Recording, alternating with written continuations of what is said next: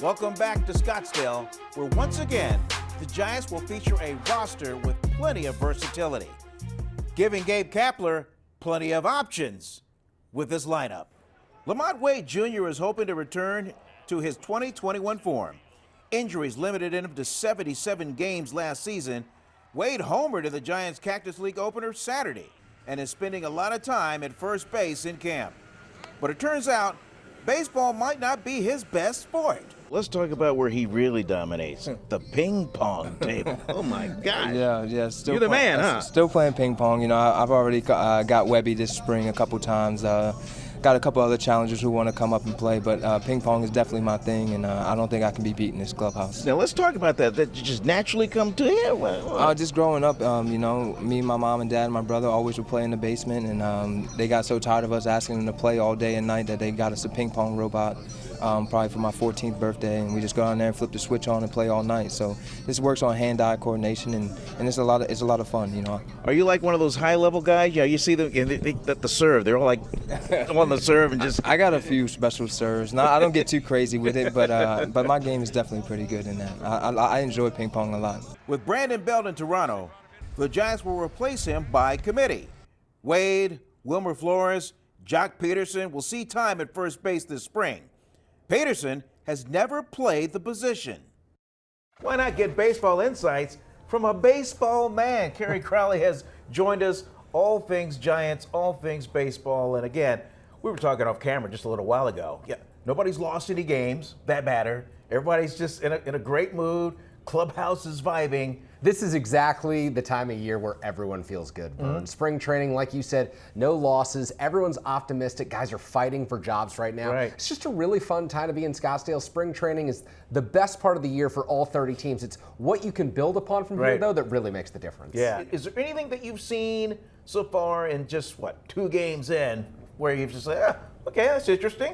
Or he's a stud? Yeah, I think what's really interesting is there's some young guys in camp who are going to make huge impressions. One, the left-hander Kyle Harrison, 3rd-round pick, 2020. Everybody's talking about him. De La Salle. I mean, local guy, very easy for Northern California fans to root for. He is going to be a factor this year. He'll start the year at AAA, but he's got the electric fastball, the great slider, good changeup. Everyone wants to see him. And yesterday, it was 3rd baseman Casey Schmidt, who just had an incredible day. Oh, my God. For the Giants. Brooks Robinson diving stop at 3rd, and then he got his man. And it wasn't just that. He turned a really slick double play, and he launched a 400-plus foot home run. So another guy who's going to start the year at AAA, but young guys are going to factor into the equation this year, Vern, and that's what Giants fans have been waiting to see. Well, what about the guys that you know are starting the year? There's just new guys in here, new blood in here, and God, they're vibing right away, Kerry. Yeah, absolutely. You said it. And there's 2 categories of players who I think are particularly interesting. You've got the Michael Confortos and the Mitch Hanigers, who are new to the Giants organization. Another local guy, Haniger. Exactly, Mitty High. So these are veteran players who've gotten it done at the major league level. They're excited to join what's building here in San Francisco.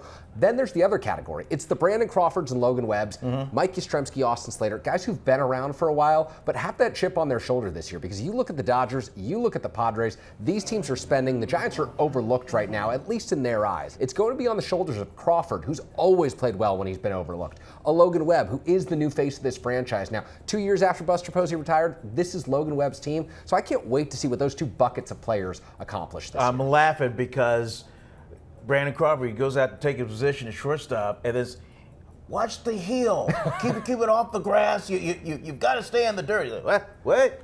Yeah, I mean, it's new rules galore in spring training. Everyone's taking a while to get used to them, and it's not going to be an easy adjustment, especially for someone like Brandon Crawford. It's been a long time that he's played with the current rules. He's shifted all over the diamond. Now he can't have his heels on the grass. He can't go to the right of second base. There's all sorts of things that Brandon Crawford can't do, but what he can do is bring his glove to the diamond every day, and that's what he's been so good at doing for the last decade in San Francisco. Did you see how the Braves-Red Sox game ended?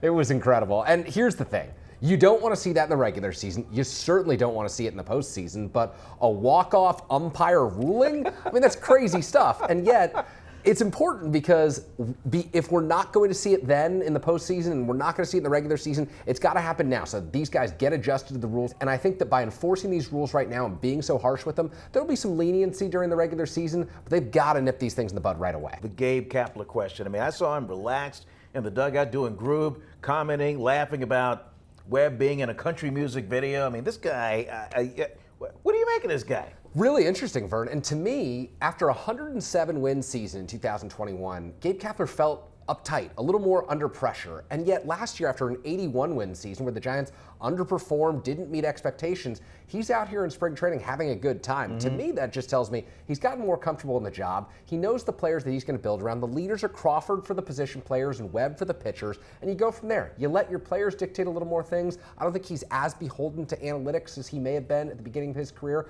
I think that he's taken a step back a little bit, relaxed, and just said, hey, things are going to play out. I can only control what I can control. And so we're seeing a different version of Gabe Kapler. All right, we'll get out of here with this one. Jock Peterson talked about, hey, you look at last year, we lost a lot of games where we had the lead, like in the 7th inning. Yes. You know, so, but if you correct those mistakes, we're talking about maybe 89, maybe 90 wins. They're not as good as the 107-win team in 2021, but they're not as bad as the 81-win team in 2022. You split the difference. What are you at, 94? I don't think they'll split the difference, but this team is better than it was last year. They're going to outperform those expectations, in my opinion. So 86, 87, 88, I think that's what can be realistic if guys stay healthy. And now, that's the big question. Haniger, Conforto, and all these guys they brought in have had injury issues. So they're taking a lot of gambles, but if the dice rolls their way, things can turn out. That is Kerry Crowley's insights. Something Giants fans for you to chew on